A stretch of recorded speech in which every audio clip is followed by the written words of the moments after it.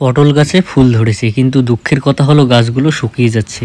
কারণ আমরা যে জমিটা খুঁড়ে রেখেছিলাম তারপর আর জল দেওয়া হয়নি। মাটি খোঁড়ার পর রতনদা ওর বাড়ির কাজে ব্যস্ত হয়ে যায়, আমিও কলেজের কাজে ব্যস্ত হয়ে যাই, তার জন্য আর আসা হয়নি এদিকে।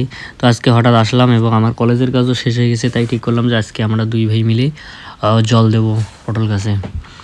কারণ জল না দিলে গাছগুলো অতি শীঘ্রই মারা যাবে। আর রতনদা বড় বড় ড্রাম নিয়েছে, তেলের ড্রাম, টিনগুলো, আর আমাকে বালতি দিয়েছে এবং আমরা দুজনেই জল এনে দিচ্ছিলাম পটল গাছগুলোতে। এবং জল দেওয়ার পর মনে হচ্ছিল যে পটল গাছগুলো এখন বাঁচবে এবং মনে হলো যে কতদিন পর তারা জল পেল। মানে কি বলি, মানে মরুভূমির মধ্যে পটল গাছ হয়ে আছে। জমিটা খোঁড়ার পর এত শুকিয়েছে, আর এই ঠান্ডার দিনে এত রোদ এবছর আর বলা যায় না।